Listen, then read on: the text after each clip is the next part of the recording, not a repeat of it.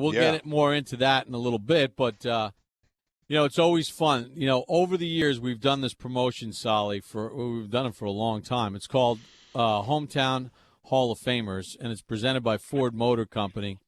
And this is when guys who get into the Hall of Fame go back to their hometown, and they have an opportunity at their high school to be honored. And we have talked with all the greats of the game who've experienced this, and they're overwhelmed by what this is because it really kind of brings everything full circle. And this afternoon at Hancock High School in Kiln, Mississippi, as part of the Hometown Hall of Famers presented by Ford Motor Company, Brett Favre is going to be honored, and the Hall of Famer joins us here on the opening drive. Brett, Bob Papa, Solomon Wilcots, thanks for a couple of minutes this morning, and congratulations on the Hall of Fame and this cool experience that you're going to have today. Yeah, well thank you. I hated to interrupt your in-depth analysis there, Solly. It's quite all right, Brett. Anytime. But thanks for having me on. Hey, Brett, can you put into words sort of the emotions of bringing this whole thing full circle? You gave a great speech at the Hall of Fame, and you took everybody back. But now you actually get to go back to the spot where it kind of all began, and being able to reflect on all those people over the years that helped you when you were just a kid, and how you can inspire kids that maybe aren't playing football, but maybe they're in the band, or maybe they're really good at science, and now they're going to say, you know what? This guy came from where I came from. I can make something of myself. Yeah, to me, of all the things you said, the last point to me is the most important. Now, at 21, and you guys may feel the same way, at 21 or at 25, I don't want to say I didn't care about inspiring someone, especially non-football. You mentioned band, you mentioned science. And rightfully so, because, as I was saying, at 21, 25, or you're so preoccupied with what, it is you're doing and how you're doing it. You're into you and don't have time for anyone else. But at 46, I see things a little bit differently, a lot differently, in fact. It's not all football, and that's where the line is drawn. To me, I feel a bigger responsibility today to inspire people. And if it's football, fine, but not necessarily football. I'm thinking of just anyone. And I think for me, and there's so many other stories, and not just in football, but I'm watching the Olympics with my family every day, and there's always an inspirational story each day. But like for me, I think I'm definitely proof that it can happen to anyone. But you have to work hard. You have to believe in yourself. And those two things I certainly did. I didn't realize the odds were against me. Quite frankly, I didn't care. My dad didn't do me a whole lot of favors as far as the style of offense or whatever, and I touched on that in my speech. But as he would say, if it's meant to be, if you're good, it will work out. They will find you. And that was kind of hard for me to digest at that time. But I think the point is, sometimes you sit there as a 15-year-old kid and you go, I'm not playing in a big, not that you think of it this way, but I'm not, no one knows who I am. We're not even on TV. We don't even get reporters to come here. There's no recruiters that come in. The odds are against me. But there are so many people out there who could talk about the odds that they faced growing up. And, and again, not just in football. Could be a writer, could be a singer, could be a musician, could be an engineer. Who knows? My oldest grandson, we were kind of joking with him. He's 6 years old, and I said, Parker, you gonna play professional football? And because we were talking about the induction, and he's out in the audience and all that stuff. And I said, was that all pretty cool? And he goes, yeah, it was pretty cool, but I'm gonna be an engineer. And I thought, this kid's way smarter than I am. But to me, that's what it's really the job that I face now more than anything is helping kids, young adults to reach their full potential, and it can be done. But again, I touched on this in my speech, and I thought it was one of the things I wanted to get across the most is that you don't ever want to look back, and you two, I know what I'm talking about. You don't ever want to look back and say, man, why didn't I do this? Why didn't I do that? Why didn't you push me? I told our youngest daughter now, who's 17, I said, at 25, don't say to me, Dad, why didn't you push me? Why didn't you make me? Because that's not going to happen. Now, if she underachieves, it's not because I haven't pushed her. Now, there is a fine line between pushing and taking it a little too far. I haven't done that, but I want her to know that someday you're either going to look back and say, I did all I could. Wasn't great, but it was all I could do, and you'll be proud of that. Or you're going to say, I know I could have done more, and that will haunt you forever, and you can never get that back. So to me, that's what where I am at this stage, and going back today, it kind of gives these kids a glimpse into, it can happen. Hey, Brad, are you aware of just the way you played and how it affected even some of the players who are playing the quarterback position in this league today? I can't tell you, in calling games for CBS, and I'm in these production meetings, and I'm talking to these quarterbacks, guys like Blake Bortles, guys like Ben Roethlisberger. Carson Wentz even talked about it. He was going through his process, and they all kind of point to you, the way you play the game. You weren't afraid to get your jersey dirty, you played through injury. You came to work every day. Yeah. And these guys now look at that as, all the great numbers you put up and all those things, but being there for your teammates and for the organization and for the town every single Sunday, it seems to have made an impression on every single quarterback that's playing this game right now. Well, Solly, y'all report from training camps every day, and of course you've played the game. Too many times we get caught up in stats and what that means. And yes, stats are important because if you're not playing, you're not statting, I guess, if you want to look at it that way. But I take more pride in not the amount of yards or touchdowns I've thrown. And all this. I take way more pride in being there and working every single day. I absolutely love to play the game. There were some days that were tougher than others. Don't get me wrong. I walked into the chow hall in the morning on the third day of two-a-days, and this is back when two-a-days were real. And I felt sorry for myself, just like the next guy. Maybe I didn't, give that impression. I was human. But when I went out on the field, I took a lot of pride in the fact that I was there, I was practicing, and no matter how bad I felt off the field, that I was going to give you everything I could while I was on the field. And I did that year in and year out, and to a point where everyone just assumed and really disregarded the fact that our quarterback may or may not play. I mean, it was just a given. Yep. And also, as importantly, the way I played probably is not, equal to longevity, if you will. It's like this guy keeps playing like this. My gosh, we might get a year or two out of it. Yeah. So, all those things I take tremendous pride in. And on top of that, I'm like, can you believe at one point I held every passing record in the NFL? You have got to be kidding me. It's amazing. I pitched myself with that. So, I'm more honored when my peers, whether they be older or younger, would say things like that. Because really, that's really why I played. I mean, I just love to play, and I thought, and they pay us for this. This is crazy.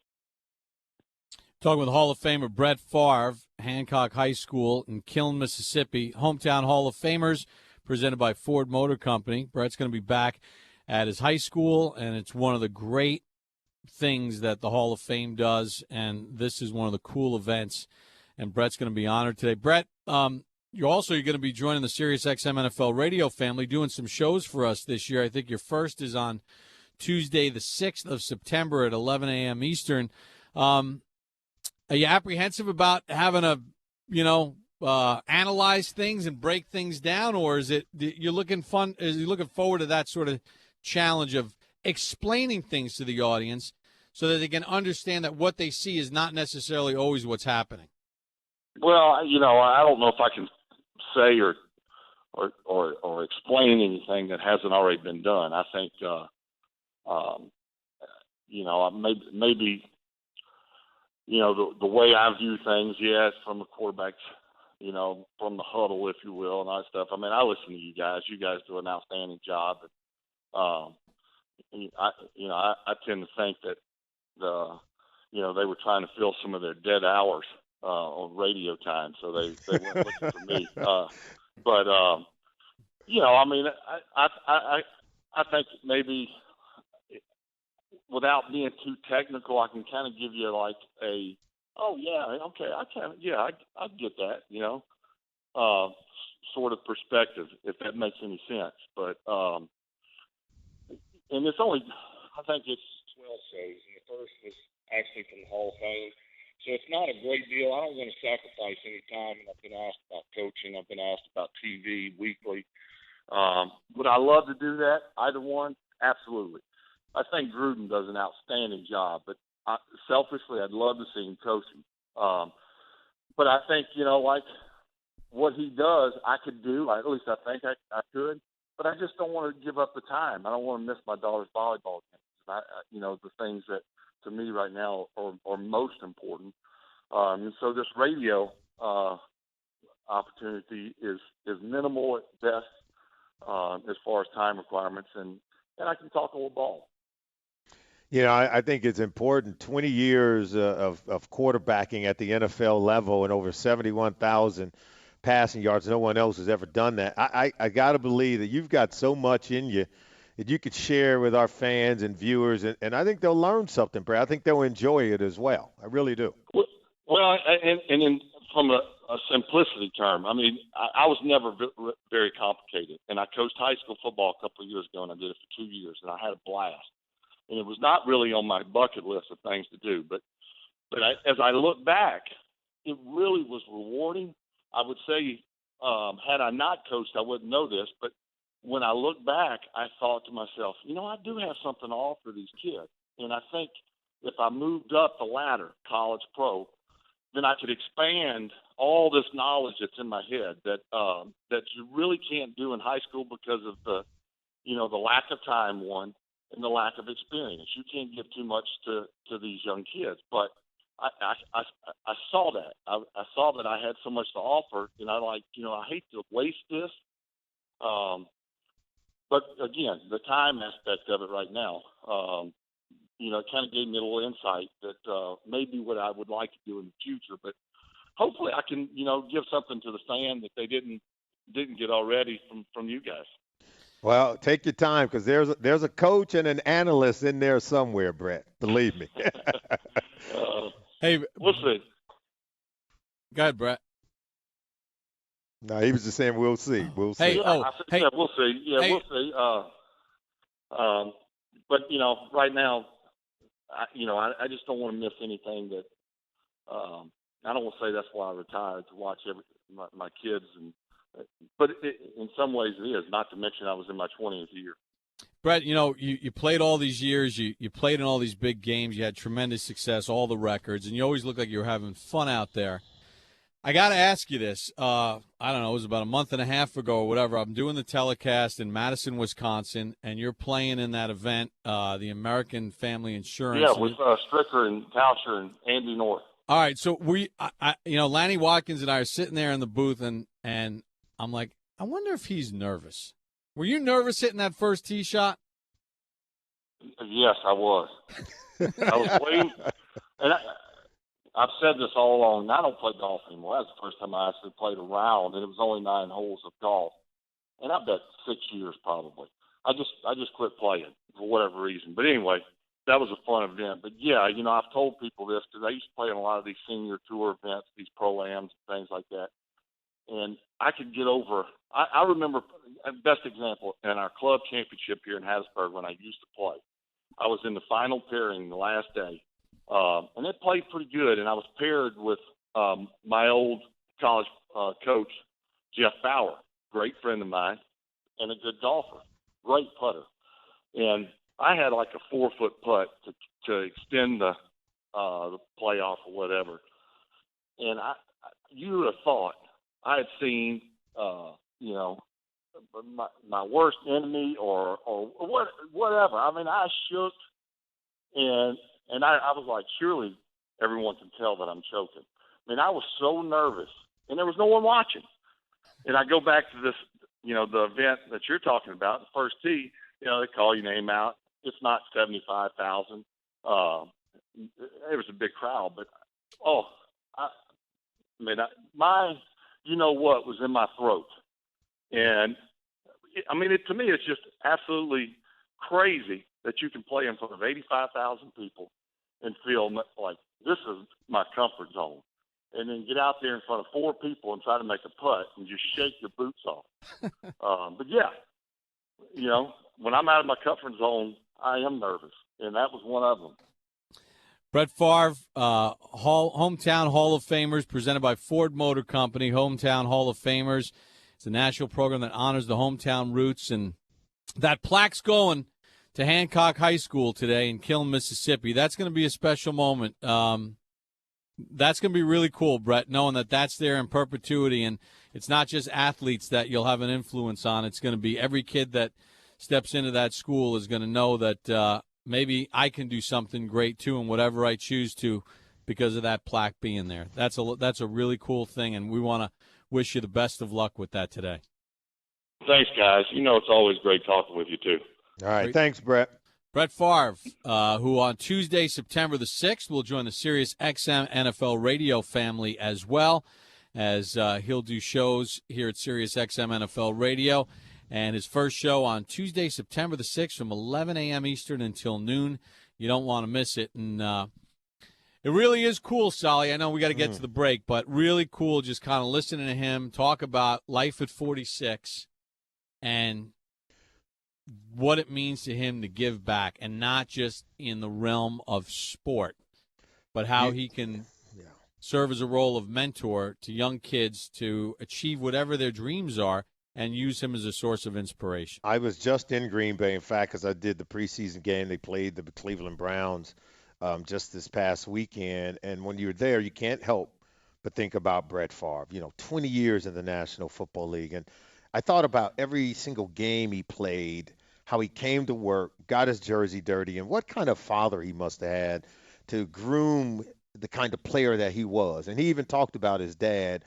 And it is just a tremendous legacy. And he's got so much to offer today's generation of young people because of his blue-collar work ethic, the way he approached his job, and the passion and the intensity in which he did it. But yet he still had a balance of being able to understand that this is a football game. You play to have fun. That's the one thing about Brett. As hard as he worked, he always still had fun. And I think the balance of the two just made for such a great career and makes for such a lasting and wonderful legacy. We're looking forward to having him as part of the Sirius XM NFL radio family. We'll react to it. You got the number 877-635-5425. Time now, though, for the